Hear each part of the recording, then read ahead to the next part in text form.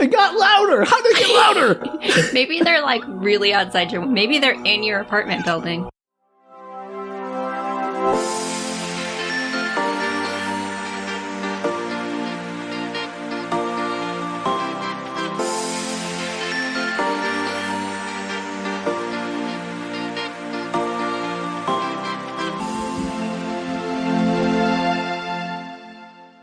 Hello, and welcome to Book Retorts. I'm Sam. I'm Danielle. And this is a show where one of us finds a strange piece of media to share with the other. And today we have at least the start of the book Lords of the Sky by Angus Wells. This is a big one, so it's probably going to cover 3, 4, maybe 5 episodes. So if you're not a big fan of this piece, skip ahead to the next series, which will be something very different, I'm sure. Definitely. I have a bit of personal history with this book. I first read it when I found it in the library's young adult section. I was 13, 14, something like that. And I didn't really get it when I read it then, because it was, it's a big book and I was not really understanding the themes. So I was 13. I just kind of felt it was weird. And I promptly forgot everything about it except that it existed.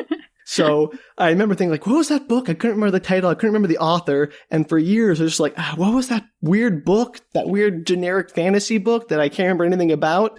Why did you even remember it existed? It's like we have that song. I have a song in my head, but I don't know the name of the song or any of the lyrics. It's that kind of thing. Like, I just remembered that there was this weird book about this thing. I'm not going to do any spoilers right now, so I'm not going to give any details, but I remember this weird book.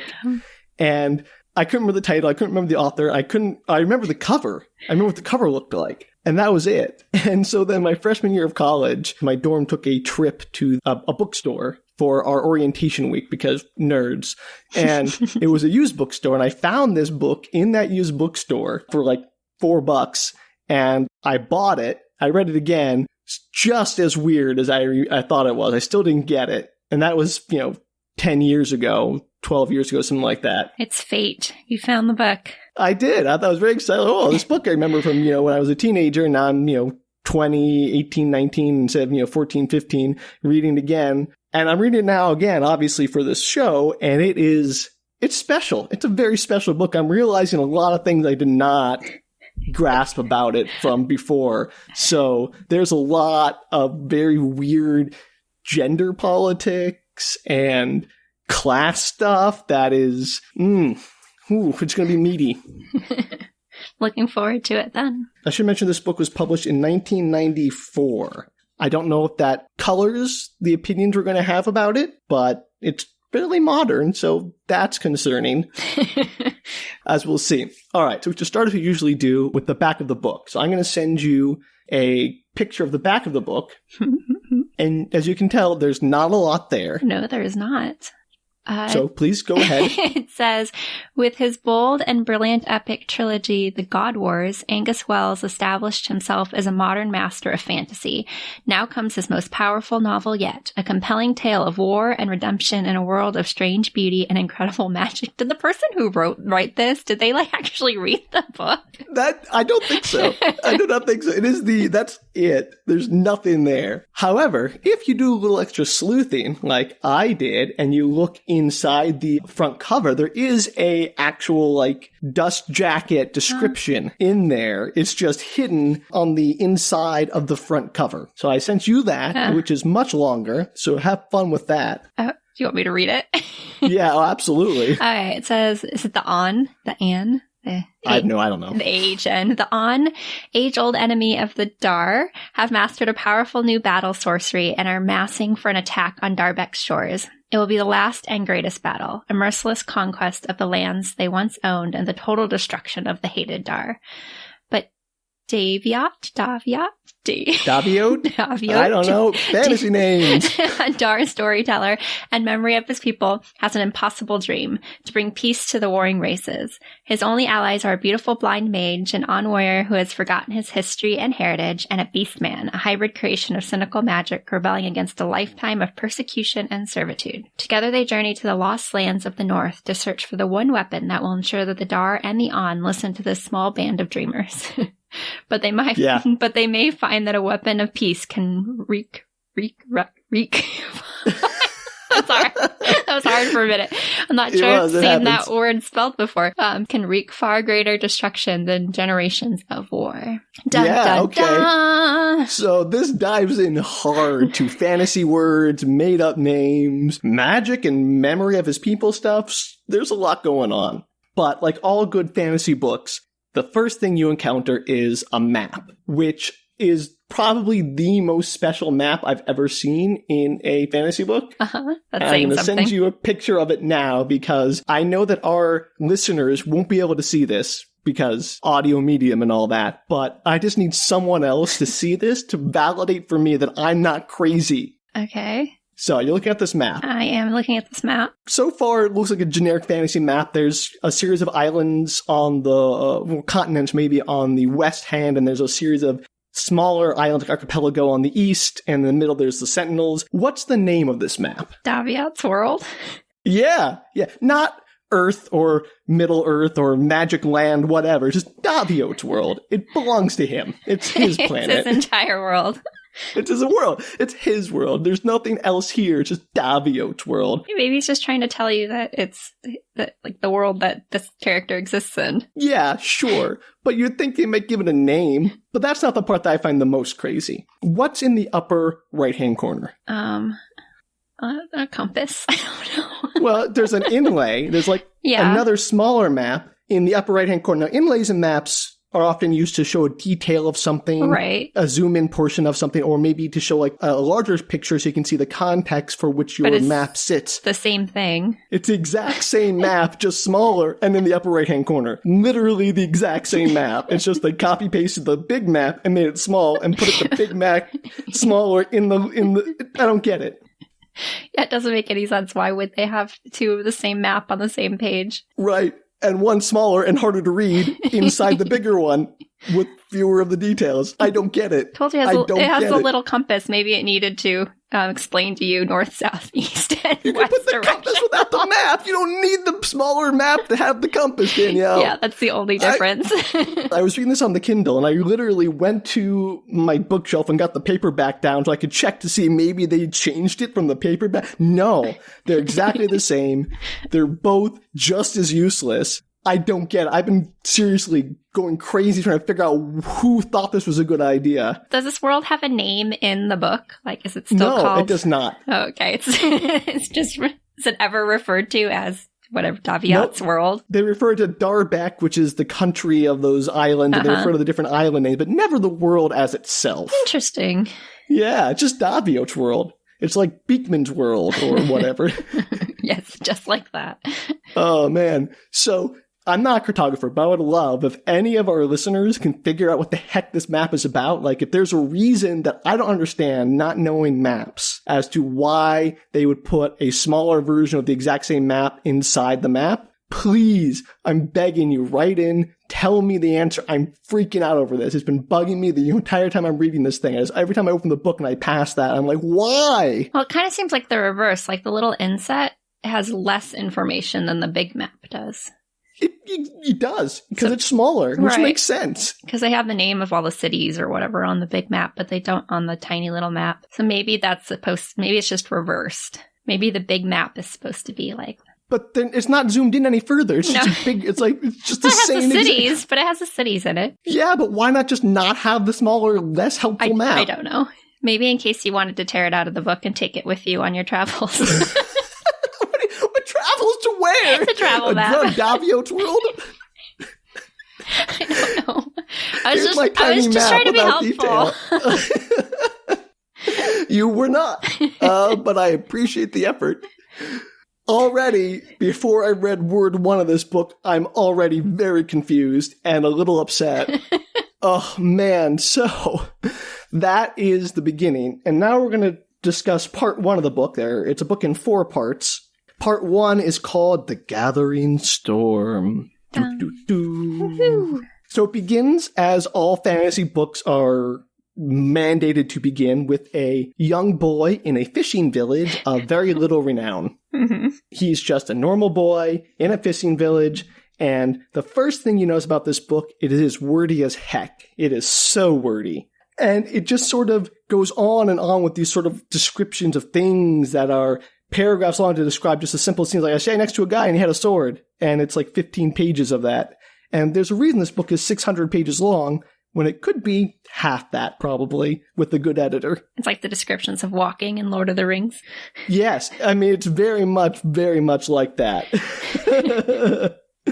All right. So I'm sorry to jump into the writing, but I just had to get that out of the way. Daviot is a young boy. It's all told in first person. He's 12 years old, living in a fishing village called Whitefish, because creativity. Well, he doesn't have a name for the world, so he's not going to come up with a better name for the village. Oh, well, you know, one for the other, who knows. And the first whole section of this book, all part one, is basically just backstory of the entire world, but kind of not. That made a lot of sense. Thank you for clearing that up. I appreciate it.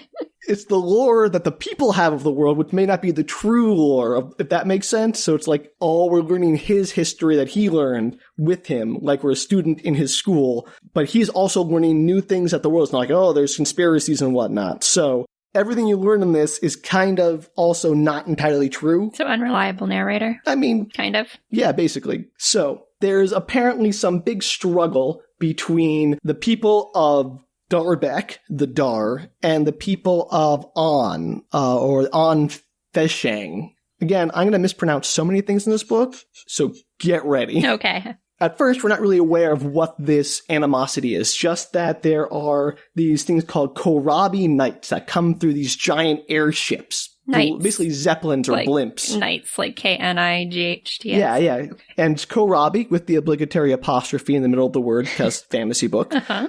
And apparently the On, just every 50 years or so, will send a bunch of fleets to invade Darbeck from the sky. They're called the Sky Lords. They are very much like the boogeyman of this world. Like, you know, the mothers will tell the kids, behave, or the Korabi will get you kind of thing. Do they have a reason that they send them every 50 years? Do we get into that later?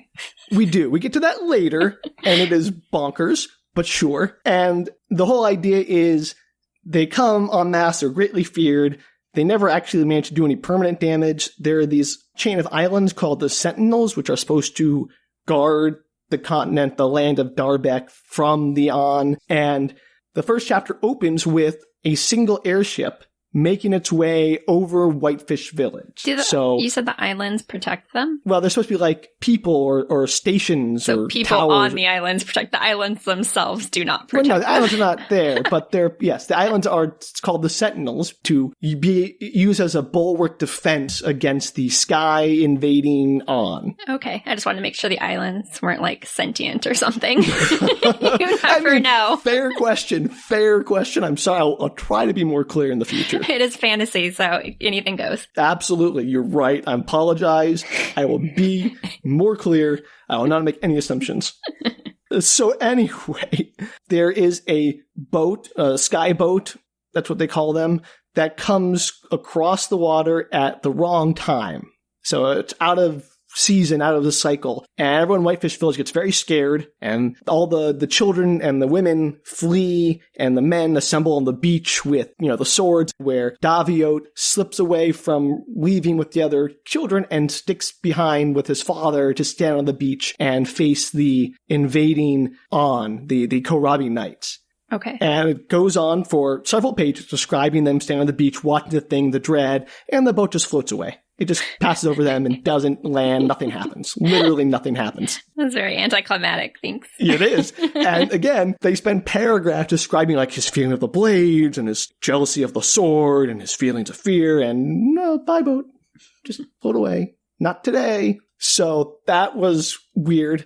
But what that triggered was, while the men and the women were fleeing, one person went to the nearest keep to go get the alder, the person in charge, to say, hey, send the war band, send the militia down here. There's a boat coming our way. And so eventually the war band arrives with a mage. There are mages in this world. And she starts talking to, the people of the village as they arrive. And they say, oh, the boat flew away. I guess we'll just stay long enough to get a drink and then we'll head on back. And she starts talking to Daviot. She asks him, oh, do you remember what it was like standing on the beach? And he starts describing it for her, what was happening and everything in very great detail. And apparently she sees within him a special ability because, again, fantasy book. Is this the beautiful blind mage, or is that coming later? Much later. Okay. We are so far from that. Her name is something I do not remember because she is not mentioned for several hundred pages after I finished that first chapter. So let me see if I can go back and find what the heck her name is. It's not really important. I was like, is it relevant if she's not around for 300 she pages? Might come back. I don't remember. She might come back. A lot of people sort of go away and then come back abruptly for some reason. Well, if you have 600 pages, why not? Yeah, apparently. I don't know her name still because they just call her the Commer Mage, and I'm not going to be looking too hard to find it. The common mage? Commer. Commur. Again, don't know what that means. Okay. She is talking to Daviot and says, hey, you have a very good memory. I think you might be a mnemonicos, which when I was 13, I said, what's a mnemonicos? Helpfully, in the beginning of this book, next to the map, there's a definition for what mnemonicos means, which is a Greek word, which means memory. So, cool. Is that the only definition that's on the page? Well, no, there's two definitions. There's one for mnemonicos and one for mnemonic. So, mnemonicos is defined as Greek from mnemon, mindful, from menastai, to remember, or mnemonics, noun, the art and practice of improving or aiding the memory, a system of rules to aid the memory. So, thank you for that. That helps. Especially when you're 13. You're right. Yeah, I appreciated that. And so she tells him that I can see with you the gift to become a rememberer, a mnemonicos. And Daviot's like, what's a mnemonicos? I want to be a fighter. I want to fight in the warband and defeat the Korabi knights and be a big hero. Because, again, fantasy novel, kid has aspirations. They always do. And the mage says, the rememberers, those who keep all our history in their heads. Without them, our past should be forgotten. Without them, we should have no history. And at this point, I'm thinking, where the hell are the books? Why do you have to have special magic people remember everything? I mean, can't you write this stuff down? They have written language. They have words. Did no one ever think about writing a book and putting things into paper? Don't a lot of cultures value storytelling, though, over book writing? Oh, I get it. That, sure, the oral history, Greeks, yada, yada, yada. But also, this is a medieval society. At least it's, your standard fantasy medieval setting, swords and sorcery kind of thing. Mm-hmm. And they had writing. They had scrolls. I don't understand why they make these people storytellers, bards. I mean, fine, have storytellers and bards, but why not also have books? Because magic. Okay. It just seems like such a convoluted reason to make these people the keepers of all their history. And it seems like, oh, you're 12. You're going to learn every bit of history forever and keep it all in your head. And without it, our entire history dies. And that seems like a very bad system. Yeah, I'd assume most people eventually go over to writing. There's a reason for that. And Daviot's like, well, okay, I guess I could be one, but if I don't like it, can I be a warrior instead? And she's like, sure, whatever. You go to the college in a city called Durbrecht. Sure, whatever. Yeah, she's like, yeah, go to Durbrecht. The first year you're there, it's like a trial year. And then if they don't like you or you don't like it, they kick you out or you can leave. That's pretty much all he needs to convince him to go. But he's only 12, so he has to wait 4 years until he can do that. So we introduce this whole thing, say, hey, you can be a rememberer. Here's the plot. And then we say, all right, but 4 years later. So we have to spend the next 4 years just waiting around in the book for him to be old enough to actually start the adventure that he was called to at the beginning of the book. Does stuff happen in the 4 years, or is it just 4 years later? He writes about a lot of stuff happening. None of it's important. Okay. He talks about his lessons with the mantis, which is the local priest of the church. So there's a religious cast in this book as well. The mantis is the local priest, and they talk about how there's, they used to worship the 3 gods, whose names I don't remember because, again, I don't care. And now they worship the one god. That was cool. I mean, sure, that's very much blunt on the nose, not very subtle. Pretty much it. He just talks about lessons with the mantis, and I don't really get it. He's very impatient to go on. He says, and I can't wait another couple of years, and he keeps going for every pages and pages for the whole first chapter is him just waiting to become a person who's going to start his journey to becoming a rememberer. Does any of that stuff help build his character or come back later or add to the plot or the world? Again, there's some background. He talks about, leaving his family and, he's very impatient to go. And the short answer is not really. I mean, it fleshes out the world a little bit, but it's very, very slow. And so at last he comes to his coming of age ceremony. At 16. At 16, yeah, okay. Like a bar mitzvah, but a little later. And the mage, whose name I have now, Her name is Reckon, so remember that for next time. Okay.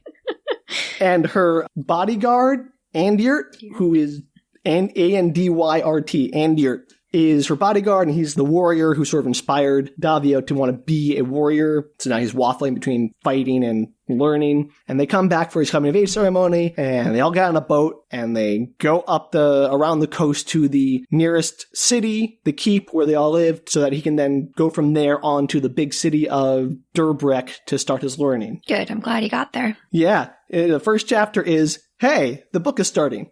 How long is the first chapter? It's like 32 pages. So they sum up 4 years in 32 pages.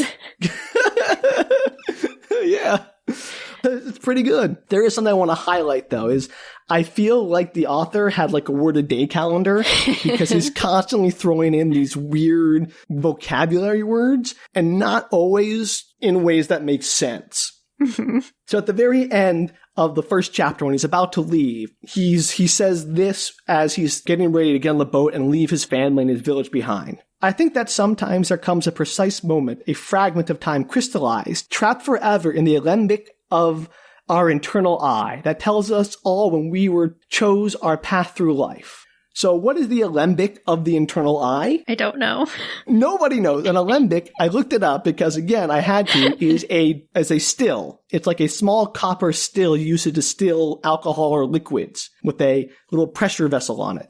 How do you get a memory crystallized trapped in a still? I don't know what that means. Like, what does it mean to trap something in a still? Does it like get caught? It doesn't make any sense to me. I think that metaphor, I was very confused. Maybe it's a creation of what a still does. I don't know.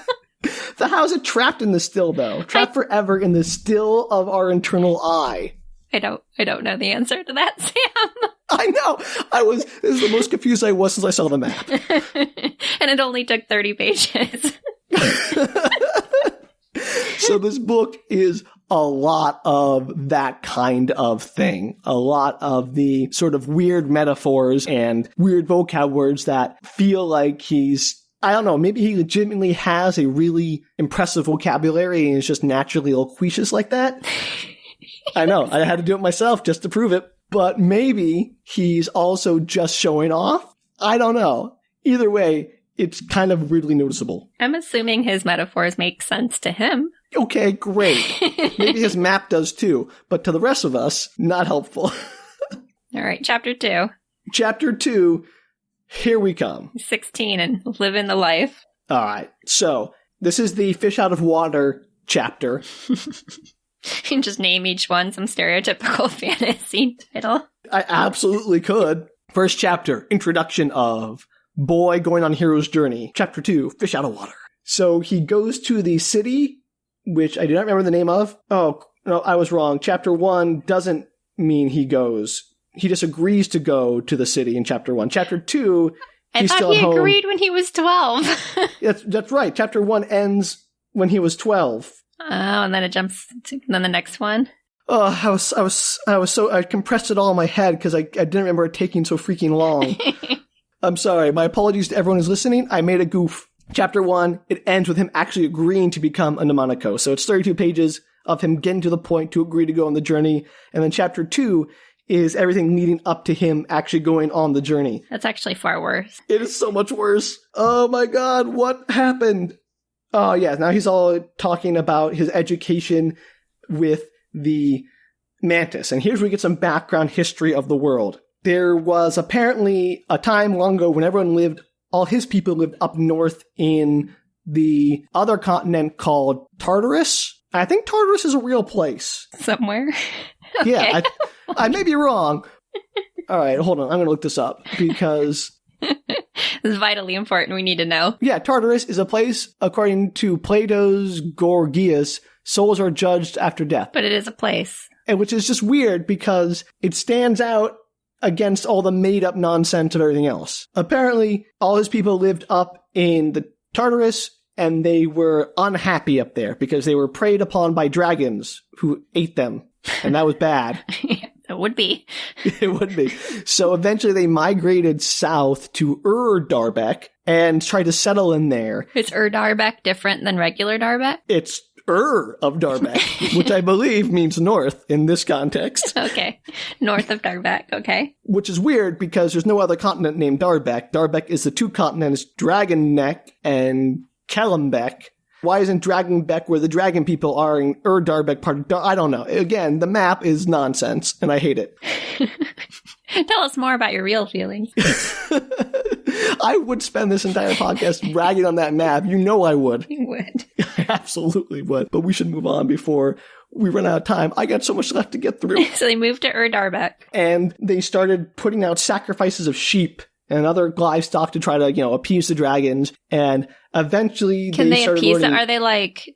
Are they dragons that are kind of like sentient? Can they be appeased? Oh, we'll get to that. Okay. It's not like they're just like feeding them and hoping they're not hungry anymore. They're like literally... That's definitely part of it. So they're appeasing the god dragons. Got it. They start learning magic here and eventually learn how to create what are called the change, which they transform animals into people, basically. How do they learn magic? So they just like pick it up on the side of the road? Happens, yeah. They just start learning and start getting born with magic and they start learning magic. Just happens, Danielle. They're born with the gifts. Okay. Well, I didn't realize that was a thing, but okay. Yeah, no, apparently it happens. The mages started turning animals into people-like things called the changed.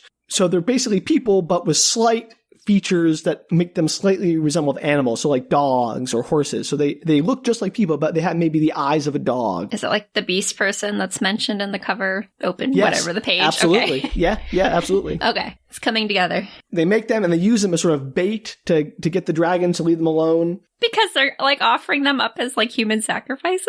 Yeah, basically. That's not nice. It's not nice. And okay, I gotta read this for you. This is the mantis instructing Daviot about the history of their world. So of the dawn time he spoke, when the wanderer kings came down out of the unknown north into the forgotten country and there encountered the dragons. He told me of the dragon masters, which I'll get to in a moment, and their magic that bent the ferocious flying creatures to their will. The which, he carefully explained, was the first gift of the god. The second was the magic that enabled the creation of the changed. And when I questioned, innocently enough, the morality of such an action, the mantis bade me still my heretical tongue. So, again, wordy, but in essence, shut up, kid. God wants it that way. Were the sheep not working? Like they had to, give up like although things this they isn't knew? mentioned here, another thing to worry about this book is we learn this, and then about 100 pages later, we'll learn more about that. Okay. And more details about it when he gets to the school. But I have questions now, Sam. I have questions now. Well, so did I, and I didn't get them answered in this point of the book, so neither are you. That seems wildly unfair when you already know all the answers. Welcome to my world. You must suffer with me. Fine. Continue. There were dragon masters, apparently. Then the people decide to leave Darbeck and come to Dragon Neck, which has no dragons, and therefore is poorly named. And they encountered a people there called the An, who were already living on this continent. And they started pushing them out and pushing them south, and eventually they drove all those people out of the continent, and they all left to go to the islands of the An. And so the thinking is the An were none too pleased with being exiled from their homeland, and they're sending the skyboats back as a way to try to reclaim their... that seems kind of fair. I'm sort of on the An side. I know. I'm very much on the An side. This is a book where I kind of hate everybody in it. Those are the best books. Everyone's kind of a jerk. And of course, because Daviot's a super special boy, he's the one who has all the moral awakenings of, maybe we're the villains. Maybe the An have a point. Maybe we shouldn't feed the change to dragons or whatever. Nobody questioned that ever. Nobody was like, they're kind of like humans. No, apparently no one else does. So he's the super special one, the chosen one who has all the moral feelings. Just the only one with morals. It's a hard road to hoe. It very much is. All right, let's just get through the rest of this chapter because it's very boring. The only thing that does happen in this chapter is more boats come across. So clearly the Sentinels are not holding them back, and they're coming out of the season, which is weird, and it's very concerning. Everyone's very concerned that the boats are coming when they shouldn't be coming, and that the Sentinels aren't working, and clearly the An are growing in power, or they're weakening in power, and, it's all very scary. Right. Magic Islands are failing. Yes, exactly right. And this is perhaps my favorite line of the chapter. I just have to read it to you. So he's talking about when he's ready to attain his manhood and leave, and he says, "When the time came, it was very hard, nor is it a time on which I care to dwell over long, and so I tell it brief. And then he proceeds for the next 7 pages to tell us about it. Very briefly. I hated that. It's like how I tell stories. In brief. Let me tell you something for the next 20 minutes. It's basically that. Yeah, exactly that. This is brief. I don't want to know what long was because shoot me. Well, long was apparently 30 pages to get through the age of 12. All right. So finally, they all leave up the river. I swear I'm not just skipping over things to censor this. I literally don't remember what happened in that chapter besides those 2 things because I don't think any of it's important. Somebody's going to write it and they're going to be like, that was the most important chapter of the whole book. They're welcome to do that. My brain power is limited. I am not a mnemonicos. I cannot remember everything I read with perfect clarity. So I got to make choices. Clearly, when you were trying to find this book, it was all, I don't know, it's a fantasy book about a thing with some people. It is the most generic. I mean, try to explain this book. I try to Google fantasy book about dragons. Not going to help. And mages. Every fantasy book? 2,650,000 results. Oh, easily. It was a nightmare. So they come to the city of Camber, where he meets the Alder, who is the local dude in charge. They don't really talk about the politics of the world, and I don't really care about them anyway, so it's fine. You don't care about a lot of stuff in this book. I'm not trying to be mean. I'm not trying to rag on the book too much, but it is so slow, the first several chapters. Like, this first section is all pure backstory, and we meet so many people. I mean, they might come back later, but if they do, they come back like 200 pages later, and I no longer care. Right? I mean, I can't remember one dude they mentioned for a couple of pages who then comes back later at the very end of the book. It's like one of those mystery novels where like the killer is the one guy they mentioned in the first 2 pages and you never see him again until the very end of the book. And I don't have time for that. You don't have time for that. I have time to read 600 pages, but I don't have time for the rest of this nonsense. Look, Danielle, I'm doing this for you. I'm doing this for our listeners. And again, the book is fun enough if you're just sort of reading it casually, and you can skip a lot. You can skim this book and get a lot of good stuff out of there without having to read it very closely. Well, you've read it 3 times now, so it must be okay. I'm not complaining. Like, it's fun. But boy, it is a slog at some points. So he met the Elder. He met the Alder. Alder. Not Elder. Yeah. You sure you didn't say Elder earlier? I mean, I don't know what you heard, but it was definitely Alder. Well, they're both trees. Is there an elder tree? Elder. What? Okay, we're done here. Moving on. This is my book to talk about, Danielle. I'm not here for your tree talk. But you are here for my interjections. That was a valid question. Is there an elder tree?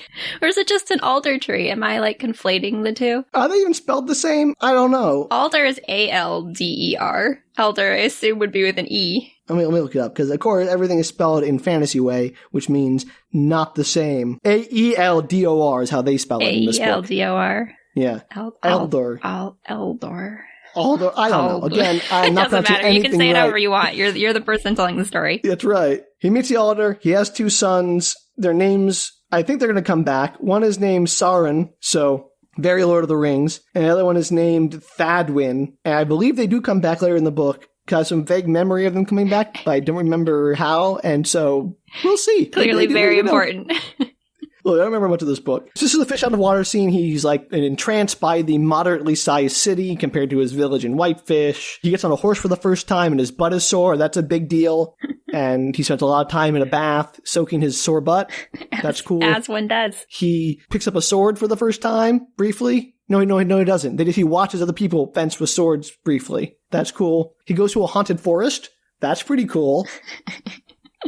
So there's a forest outside the town where there was a giant battle between the Korabi Knights and the war bands. And it's haunted by the dead ghosts of the slain. Yeah, there, you got it. Nailed it. Excellent. I could write this book. Yeah, I mean, literally, you could. But the previous Elder, whatever you want to call them, from when that battle happened, because the wood should be left alone and to grow wild as monument to the honor and ferocity of their fallen foes and kindred spirit. You mean the wood as a whole, like the forest? Yeah. I thought you meant like the pieces of wood, and I was like, okay. The woods, the forest, the wooded glade. I was like, you can't burn the wood, all right? Does it release the spirits? So they go to the wood for a bit, and they say, oh, it feels spooky. Then they leave. That's the whole plot. Oh, it's spooky. Let's go. That's pretty much it. They go, he goes with Daviot, who's teach him how to ride a horse. Well, not teach him. He just puts him on a horse and his butt gets sore. He learns how to ride a horse later. That was super helpful. And I know. Jeez, Andy. Daviot is not helpful. He is funny, but not helpful. So they go there. That's the most exciting that happens in this chapter. His butt gets sore. He meets a lot of the change. He notices all the change who are around. Like they go to the docks and they see the bull-like change, the Taurus ones who are loading the ships. So they're like the big hulking dudes. And then the servants in the house are usually cat or dog-like. And again, they don't look like cats or dogs. They just look like people with the slight features that make them seem kind of slightly different if you look closely at the eyes or like the shape of the head. So they're using them as servants and they're also giving them to dragons? That was back then. When they came over... And so now they're just in a subservient population? Yeah, now they're just slaves. Yeah. Okay. Well, that's charming. Yeah, now they're just slaves. Just straight up slaves. I guess it's good they're not getting eaten by dragons anymore. There's a lot of problematic language where they call the change, and the regular people are the true men. So, you know. It's very on the nose. Again, the book is not subtle, I would say. And Daviot's all like, oh, they seem like normal people. Maybe... You know, I don't get why they're all looked down upon. And he tries to talk to them and they don't want to talk to him. Eventually he learns that as they get old, when they're too old to work anymore, they have the option of either surviving on the handouts of their kin, their other changed brethren, or of crossing the river going back up to Erdarbek to live with the wild changed, where presumably the dragons still eat them. Okay. But no one's been up there, so no one knows. It's like a utopia up there. It's like the best place to be. Danielle, have you read this book before? No, but it seems like that's what would happen. Yeah, nailed it. You're away from all of the crazy people who are trying to make you slaves. Like, of course it's better up there. Kind of. No spoilers again, because this is one of the few things I did remember about this book. But there is something going on up there, and nobody's going to talk about it, and you're kind of right. Yay. Dragons. You're more right than not. Eventually, the boat comes to pick him up, and it takes him up to the river to go to the city Durbrecht that has the College of the Mnemonicos. Boy, let me see. I'm trying to find the book. I'm just trying to keep going. Can't believe he hasn't gotten to school yet. Seriously, this is like if Harry Potter spent the first 12 chapters with him at the Dursleys after he got his letter saying, hey, come to Hogwarts, but it'll be 3 or 4 years, so just chill out for a while. Enjoy the Dursleys in the meantime. Yeah, it's pretty much like, oh, maybe you should, like, you know, do your backpacking around Europe for, you know, before you take your gap year, before you even start school. I'd read that. I'd read Harry Potter does a gap year. A gap year. Post-Hogwarts. No, pre-Hogwarts Harry Potter takes a gap year. Like, I'm going to be a wizard soon. Yes. I love it. He goes to, like, Amsterdam, and you're like, so, what are you doing in Amsterdam on your own? It's like, I'm going to gap year. I'm going to be a wizard soon. Like, oh, they're taking away those brownies. Gosh. All right. Well, that was a better story. So he gets on the boat. The captain's kind of a jerk and is surly to him, but he's a fisherman's son. I forget, where's the boat going again? I got sidetracked in my brain. Durbrecht to the college. Oh, yeah, that's right. He gets to the captain. The captain has a bunch of bull changed on his boat who are, you know, rowing it and tending it. And Daviot tries to talk to them. They are surly. Eventually, they stop to pick up someone else who's also going to the Mnemonicos College. And his name is Pyrden. And he's a nice dude, a tanner's son. And he gets very seasick. And that is sort of his character. Just a seasick tanner's kid. Oh, man. You're going to love what happens to him. So Pyrden, he gets on the boat. They have a little conversation. They have some fun. Eventually, they keep going up the river. They pick up another guy who is also going to the Mnemonicos College. He is the son of an elder, so he's kind of the aristocrat. His name is Cleaton. Is he a jerk? No, he's actually very nice. Oh, good. I'm glad that they didn't go with that trope. Yeah, he's like the third son. He's trying to say, like, well, what are my options to the third son? I can make a very poor marriage. My older brothers are going to get all the good stuff, so I'm going to become a Mnemonicos. And he's very mischievous. So you have your basic triumvirate of people. You have the mischief maker, the timid one, and then the main character who is the sort of hero guy. Sounds like a good combo. We're ready for action. Except as soon as I get to the college, they immediately drop Pyrden. He's barely mentioned again. So that's fun. So sad. Poor Pyrden. Yeah, no, he's just irrelevant. And he's not mentioned again for several chapters. That makes me sad. We'll get back to him, I promise. All right, so they get to the city. Durbeck is a giant city. It overwhelms Daviot because, again, small fisher boy. They already get in trouble. They get to the docks, and Clayton convinces him to go to a tavern to drink while they wait for their escort from the college. That seems like a good idea. It isn't. But Puritan stays behind as the timid one. And eventually the dean, I don't know what his actual name is. I just call him the dean because he's just like the dean in every 80s college movie where he's like the strict dude and they're the troublemakers. And the dean shows up and is like, you should have been waiting. You're all in trouble. They take him to the president of the college. I don't know. Again, I don't remember the word is. The leader, whoever it is, the guy in charge. And they introduce themselves and they say, hey, welcome to the college. Why don't you tell me a little bit what you remember from your journey? And during the journey up the river, they had seen one of the other skyboats had been blown up by the mages and had crashed on the banks of the shore. That was a big plot point you left out. I mean, they just saw another boat. They just saw some boats. They didn't do anything with it. They just passed it on the river and said, hey, that thing crashed. Let's keep going. Yeah, but it's obviously pertinent.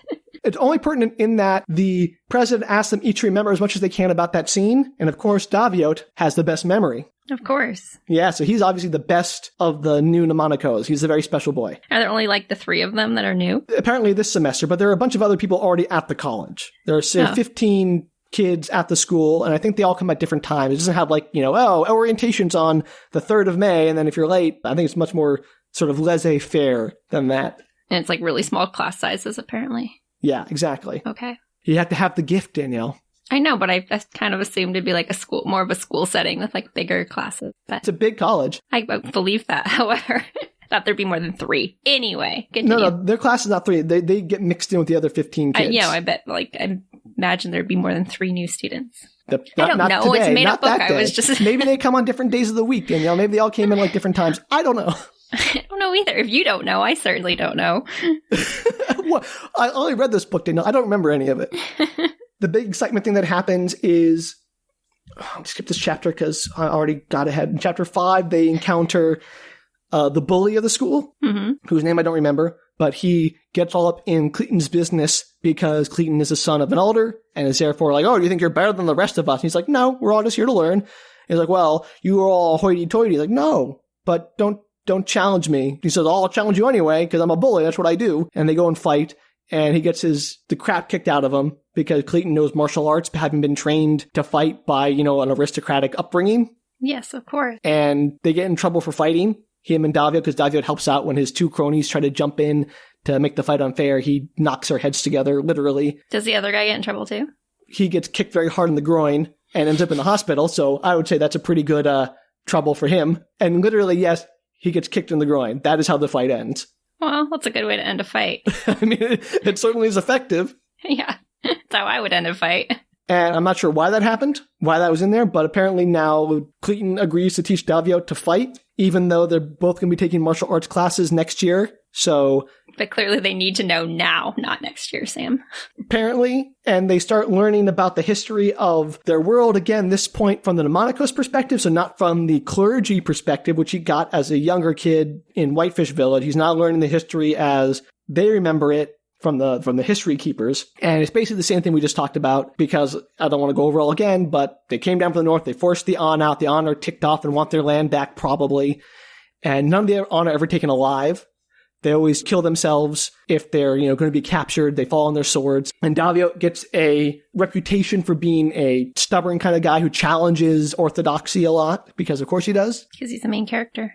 That's what they do. Yes, exactly. I'm so far behind my notes.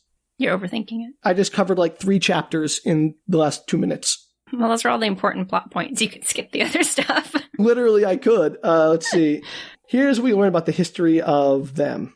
As they were up in Darbeck, eventually some of the people learned how to communicate with the dragons, and they became the dragon master. They could talk to them, and they could convince them, hey, maybe don't eat us, eat the sheep instead. And they learned to ride them. And they lived with the dragons in their dragon castles, which is, I have to admit, a really awesome word. Dragon castles. How did that not get, how did they then end up having to give them the changed? Eventually, the dragons feel like there are too many of the humans, like they're sort of keep reproducing like rabbits kind of thing going on. They're like, well, screw this, we're going to eat them. Yeah, and they start getting they start having fun. It's like a sport to them, and they enjoy the taste. I kind of like the dragons. Dragons are kind of awesome. They have dragon castles. What's not to like? And so people start blaming the dragon master, saying, "Hey, you guys are in league with the dragons, and you're not stopping them from eating us. What the heck's going on here?" And so eventually they just leave behind that land, and the dragon masters are thought to be extinct. And Daviot has the very prescient thought that, hey, I bet dragons would be really good at fighting skyboats. Yeah, you think? Yeah, subtle foreshadowing. Are the dragon masters really extinct? Because anytime something's supposedly extinct, there's always 3 of them left behind, or an entire colony of them left behind. Danielle, or have you read this book? Or all the change are the dragon masters, or I don't know. I'm going to be honest, Danielle. I believe there are 3 or 4 dragon masters that we will find eventually. I'd imagine. Nailed it. So again, the Dar come down out of Darbeck into Dragon Neck, which again, no dragons. That's why they came there, and they encounter the On. For this from the book. And in time, the On were defeated, made slaves, or banished. Not really treated very well, and maybe their grudge has some legitimacy to it. I think they're terrible people. They fed them the change. They took over an entire population. I don't feel bad for them at all. They basically did genocide. Yeah, and they invented a whole new group of people to enslave. They literally made people to make them slaves. Yeah. I'm with you. Not cool, guys. Oh yeah, here we go. Great. This is one of my favorite things. So this is Daviot thinking about what had happened and learning the history, and he says, and he's thinking, this is sort of the internal monologue he's learning, that Columbek was not then much populated, and as the sorcerers created even more change to perform the menial tasks, there was less need of On slaves. They were anyway a surly and secretive folk, given to resentment and sly escape. Wonder why.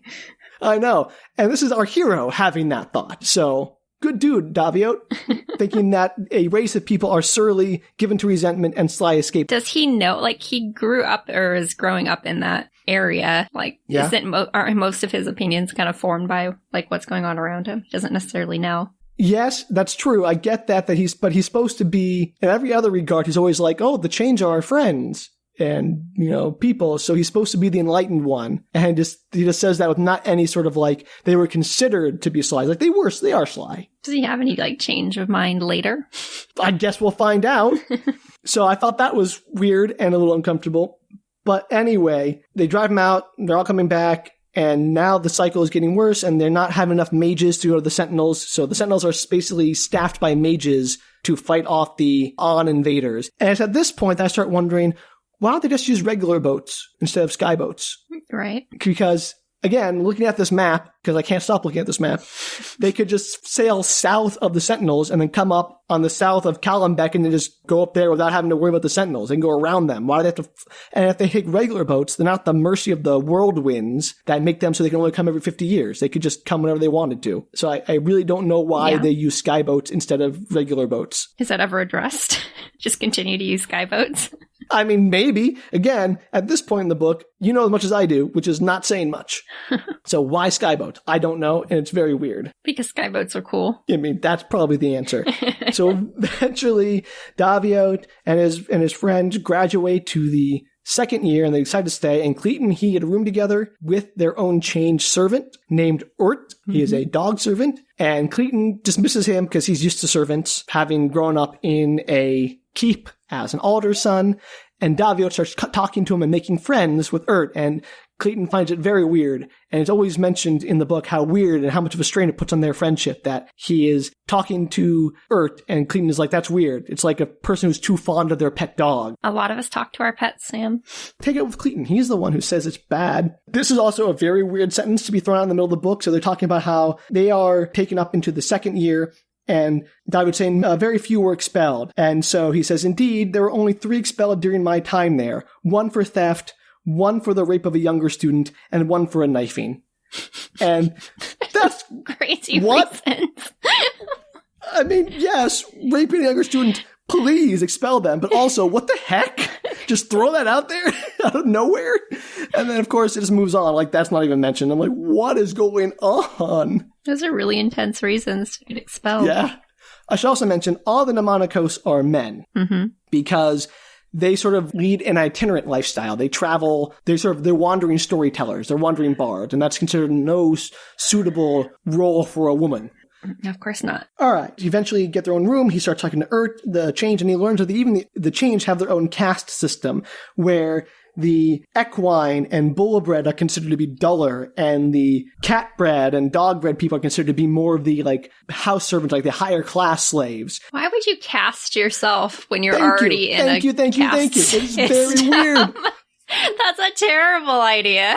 I don't know why. Like, everybody in this world is terrible. Even the slaves are like, well, we're better slaves than those slaves. I'm sure that happens in real life. I mean, I'm sure it does too. It still doesn't make them any better. Like servants in a royal palace, you're like, you have higher up servants versus the... I mean, I haven't seen Downton Abbey, but I presume they have a hierarchy there. But like, just why? Why? Why is that necessary to include? I don't know. How can you overthrow your government if you're in a caste system? Danielle, you may find that thing very much out soon. So eventually they come to a point where there's this summer festival, and he and Cleton go out in the town. They are drinking. They start going to the brothels, and they spend a lot of time talking about the brothels and his reasons for going to brothels and his justifications for going to brothels.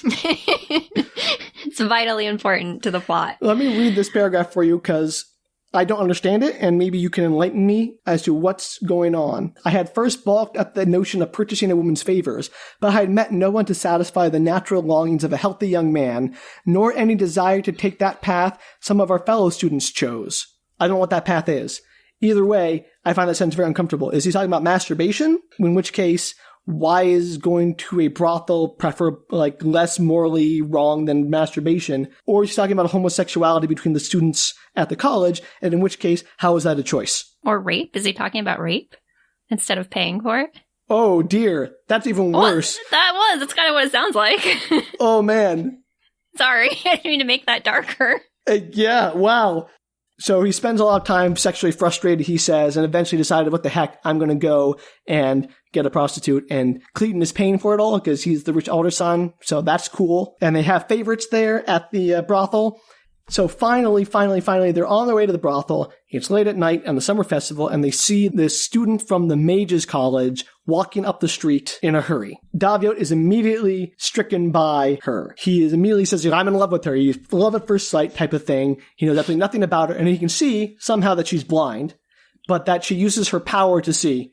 Is she the blind mage person? She is the blind mage. Woo, yeah. We got there, eventually. Yay. And he says, somehow her gift lets her see, even though she's blind. And that's never elaborated on. How does he know that her gift lets her see? How can he just look at a person and say, oh, they're blind, but I can see they're working magic to see with their magic gifts? I don't know. It's all very much just like, oh yeah, of course everyone can tell that she's blind, but can somehow use her magic to see, which is a thing apparently you can do. A lot comes out of that. Yeah, that's a big thought. So he wants to go talk to her, but he has no excuse to go up to talk to her. And Clean's like, come on, our prostitutes are waiting. And lo and behold, Deus Ex Machina, 3 ruffian mariners accost the mage and are intent on raping her. And so it gives him the opportunity to step in and play the rescuing hero. And it reminds me of every rom-com where the guy sets up with his friends okay, you pretend to attack me and I'll fight you off. So it makes it look cool to the girl I'm with. Mm-hmm.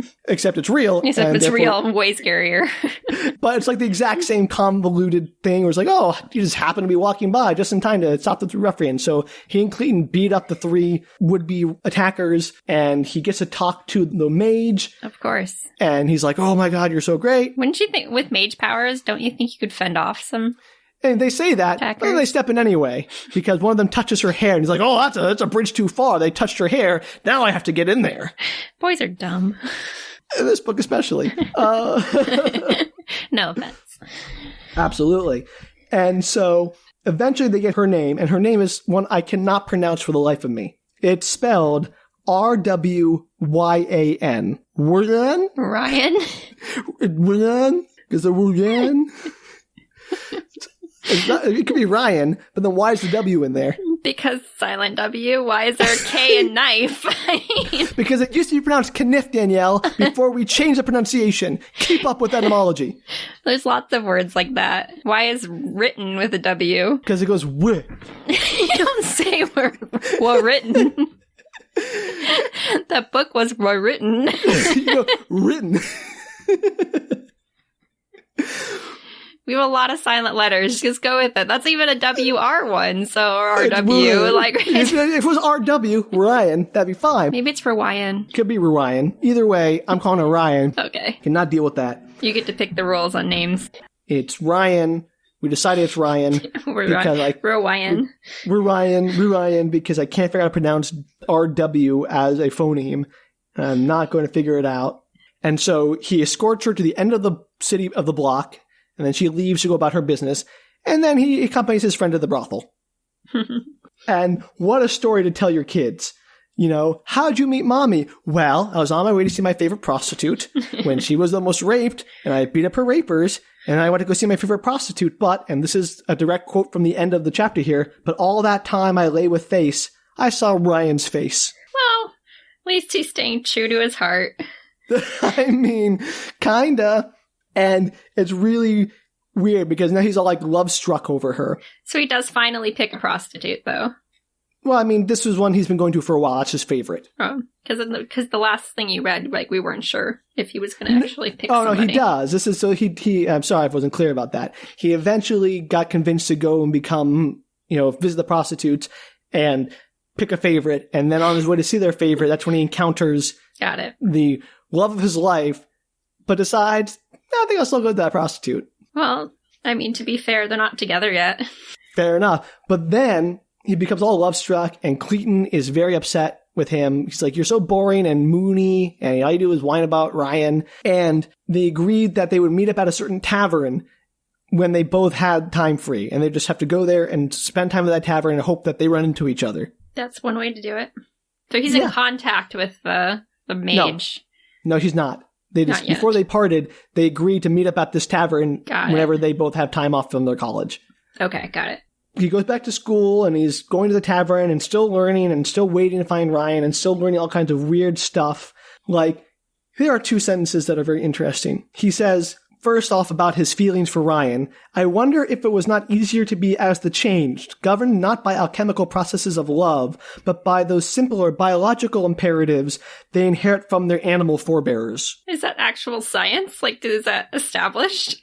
No, he just says that. He's just assuming it. He's like, oh, they don't feel love. They're just animal people. I'm like, I thought you were supposed to be the guy who's like the changed for people. And now you're saying they're animal people with no ability to love? What the heck, dude? There's never been any like animal-human crossbreeding or like relationships, love stories? I have no idea.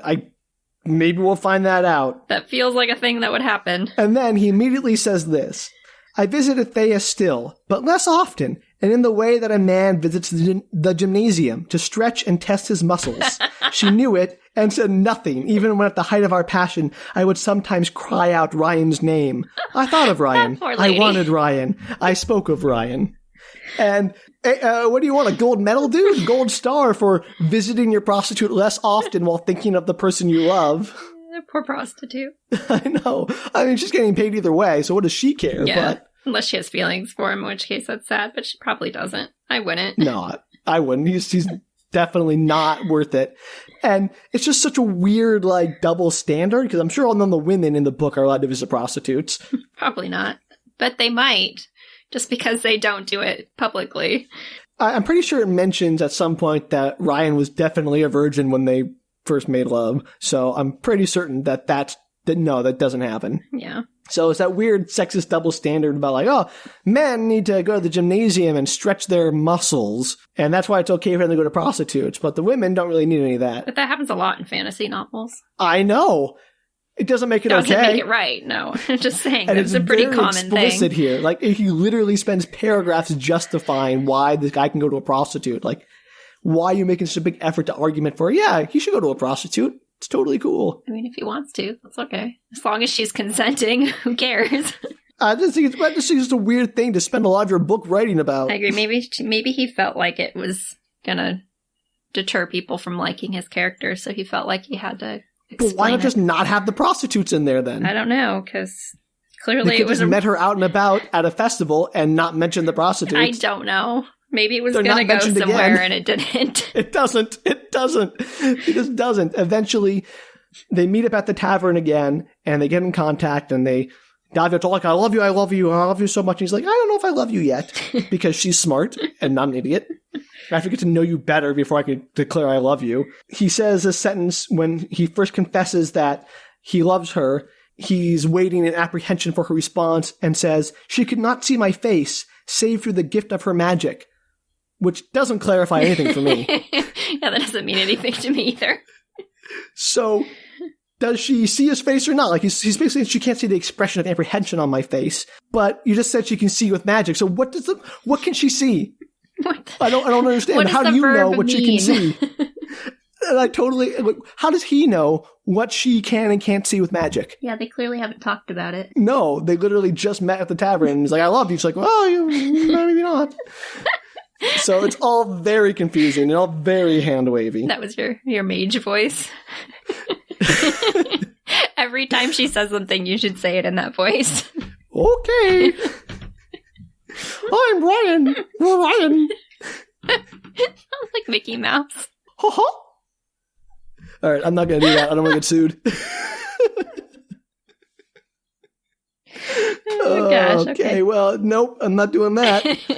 Anyway, eventually he decides to stop going to the prostitutes by saying, I was determined to remain faithful to my love, which Clayton could not at all comprehend. So eventually he decides to stop going to prostitutes, and they're never mentioned again. Well, good on him, I guess, if he's going to be in a committed relationship. Eventually he works out a way with Ert to communicate with Ryan. So Ert, there's like a network of the change. They can all talk to each other. And so she has a change and hers as a servant for her. And he has a change. So they pass notes back and forth and conspire to meet together and to make love and all those, datey things. And the one thing he doesn't talk about is when they first have sex. He basically says, that's a beautiful and private thing. And I won't talk about it here. But I'll tell you in detail about my prostitute. Yeah. And I'm like, well, finally the brevity works. So eventually the skyboats stop coming for a while. There's like a whole year where the skyboats are not there. Everyone's like, oh, we did it. We defeated the On. We won. They won by doing nothing? Did they actually do anything? I mean, they shot them down. They kill off all the ones who landed. Like, they kept on blowing up the boats that would attack them. They did that. But they were coming early, right? Yeah, they're coming early, and then they stopped coming for a year, and oh, we did it, we won. But they're still on track to come at the 50-year mark. Maybe? I don't know. There's speculation that this was their last push before, they put all their magic into getting them there early on a surprise attack, and it failed. Just messing with them. Yeah. But of course, the Mnemonicos don't believe that, and Daviot doesn't believe that, and he realizes that part of the Mnemonicos' role besides storyteller and rememberer of all history is also as a propaganda machine to sort of calm the nerves of the people. Mm-hmm. And then during another festival, the winter one, there's a big invasion. A bunch of skyboats come through, and everyone's called in to fight. They hear them coming. The sentinels send out word that the bunch of skyboats got past them and to prepare for an invasion. These guys are really bad at stopping the skyboats. You know what? They are. And so the Mnemonicos College is conscripted, and they go out to fight, and Daviot's all first really excited to fight, and then he becomes really scared to fight when he sees the boats coming up overhead, and one gets shot with a ballista and crashes into the wall, and that scares the crap out of him. He becomes a very scaredy cat kind of guy at that point. He's like, I don't want to fight. And he drops the sword, and then his friend Clayton picks up and gives it to him, and they're all running to get down off the collapsing wall when a fire globe is thrown from one of the boats and strikes Puritan, who this is the first time he's been mentioned in 3 chapters, and is immediately engulfed in flames and dies. So sad. I liked him. Well, yeah, because you knew the least about him. That's a thing for me. They introduce this character on the boat as a seasick companion, and they bring him along to the college for 2 chapters. They talk about him. They forget about him just so they can kill him off later to give the battle some gravitas. That's sad. Poor guy with no backstory. Nope. Yeah, he was a tanner. Tanner's son. And so they all fight, and eventually Daviot encounters a group of Korabi, and all of them fight about, and it's very bloody. He gets wounded, cut in the leg, and loses a lot of blood, and ends up in the hospital, recovery tent, whatever they want to call it. He gets a fever, and he's out for 3 weeks, and when he comes to, he's like, where's Ryan? Where's Ryan? And eventually he learns from Ert that Ryan had been sent to the Sentinels, along with every other able sorcerer, to lend their power to the Sentinels because clearly they're not doing enough as it is. Clearly they're not doing well. And that's the end of the chapter. The end of the section, I mean. Not just the chapter, but the entire part 1. The entire part 1. You made it to the end. Somehow. That was a ride. It was like 150 pages of, hey, I'm going to the city. I'm at the city. I met a girl. She's gone. She's gone. The end. Yeah, pretty much. And so that is kind of an anticlimactic ending, is they fight, they have a battle, and then she leaves while he's got a fever. Did the On win? Did we know that yet? They didn't win. They got defeated. Defeated. Okay. That next invasion also was defeated because apparently their tactics haven't changed from send boats over there and maybe let them get shut down a bit. Yeah, it seems like they just keep doing the same thing every 50 years. They'd get really good at killing them. I'm no general. I'm no tactician. But again, go south around the Sentinels or north. I don't know. Or maybe also land sooner and go across the land instead of trying to fly to the cities where they can shoot you down from the air and they can see you coming. Just a thought. Maybe do like small infiltration, build up a resistance. I don't know. There seem like better ideas. Maybe they're just using it to like keep them busy while they're actually doing a bigger plan. Well, this is interesting because it's actually mentioned that the change, like Urt, don't seem afraid. Like they're not worried about the invasion. Mm-hmm. So yeah, there's something going on with the changed, for sure. Oh, absolutely. 100%. But what will that be? You'll probably have to wait until part probably 3 or 4 to figure that out because it's not going to be in part 2. 400 pages later, we'll know. So what do you think of part 1, though? Do we have like more character development for what's his face? Why can't I remember his name? Daviot? I was like Dvorak. No, it's wrong. Dvorak, yes. Oh gosh, totally different person. One's fictional. Yeah, the other's not. I don't know. It just doesn't seem like is there more character development in the actual book? I mean, kind of. I mean, no, because it's mostly just him talking about the history of the land without any like opinion on it. Mm-hmm. And most of opinions are things like, hey, the dragons would be good allies. Hey, maybe the changed aren't so, animalistic. Maybe they have thoughts. Hey, maybe the On are kind of right to be mad at us for taking their land. I like his weird thing about the changed being animals, therefore not experiencing any kind of human emotion. But still thinking they deserve like friendship. It's a very weird dichotomy. He seems to be friends with the one that's helping them out, or whether he makes friends with Urt. Yeah, Urt. So that's an interesting thing to think that they don't have any kind of human emotion and yet be friends with something that doesn't have any human emotion. It does say human emotion. He said love. They don't experience love. Well, that's like the one emotion they don't experience. Everything else is up for grabs. Well, I'm not in his head, despite the fact that I'm literally reading his internal monologue. Person. Yes, you are. I'm literally in his head. I still don't understand what his thought process is. But he seems very much like, he's the one who's the best in Monaco. So he is the one who has, the thoughts of people and animals. Like, he's the very special chosen one in all instances and has no, like, ambition or character development about other than that, aside from falling in love at first sight with some random mage and then taking a few years to stop seeing the prostitutes. This was like 3 years, by the way. It was like a few years? I was like, really? Yeah. It was like 3 years we covered. Oh, I didn't realize that he was with her for that long. He was with her for like 2 years, yeah. Oh. And only, yeah.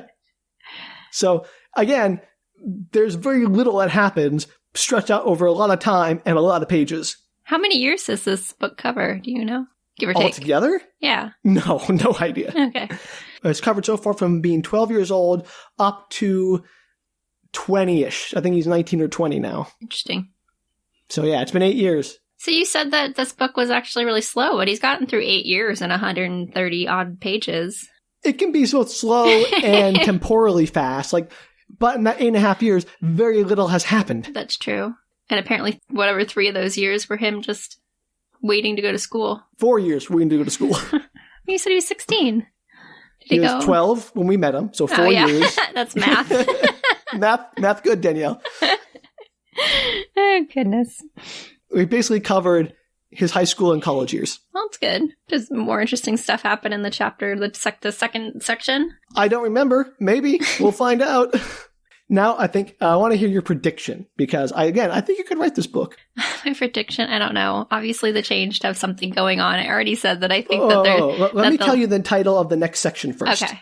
The next section is called Part 2, A Lonely Road. Lonely Road. Okay. Well, I think the Changed obviously have something going on in their utopian-esque society outside of their terrible people who turn them into the Changed. Okay. I think the Dragon Rider people things, what are they called? Dragon Riders. Dragon Riders. Yeah, that's right. The first time. Nailed it. Yes. Whitefish, Dragon Riders. I can do this. Yeah, just think of the first thing that comes to your head, and that's it. Obviously, I think the Dragon Riders have something to do with it. Obviously, the dragons will somehow end up helping battle the On or whatever. We'll battle somebody. I kind of think the On should win. At this point. Maybe he turns sides and decides to help the On. That would be okay. Yeah. Gosh, Oof. What else do I think might happen? Do you think they ever reconnect the lost lovers? Yes, though a lot of those characters seem to disappear and never show up again or then die. I mean, raise a glass for Puritan because he was killed unjustly. It's very sad. Except that in the thing that you sent me, the chapter, whatever the book, what's the word I'm looking for? The description of the book. Yeah, the summary. She is mentioned as a character, so I'm assuming that she makes it past the first section. Oh, you mean Rowan the maid, Ryan the maid, Rian, the mage, whatever her name is, not the maid. I guess she's a maiden. Maiden, there you go. Ryan, Ryan. I don't know. Ryan, the mage. I think obviously she plays some kind of role. I don't know if they get together in the second section, but I hope that she has some kind of agency at some point. Though that might be giving him too much credit. Again. Maybe. Well, is it stay first person for the rest of the book with him? I honestly don't remember. I don't know if I think it does switch to a third person of Ryan for some part of it, but I could be remembering that all wrong. Interesting. Or maybe first person for Ryan. I remember her perspective again. Foggy memory, and even though I read this again this week, the stuff I just read is still foggy. That's understandable. There was a lot. There was a lot, and a lot of it didn't matter. Or got killed off unceremoniously.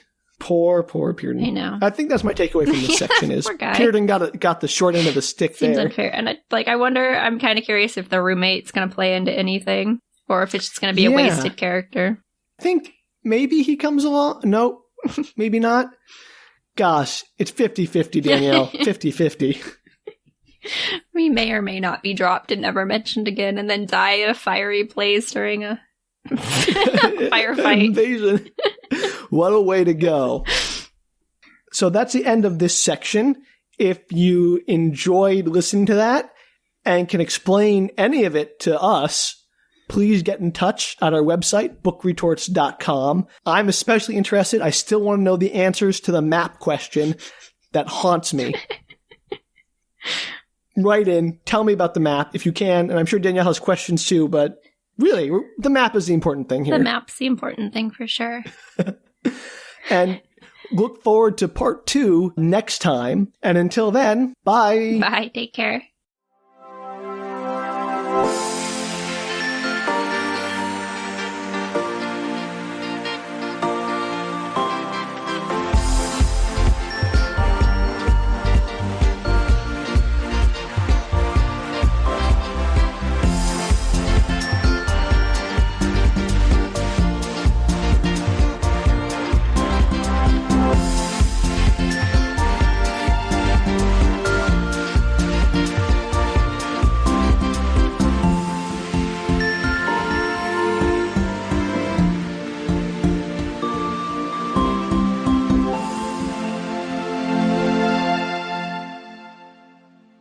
Tin roof. Is there a cat on there? Yes. Hot cat. Hot cat on a tin roof. That's a very different book.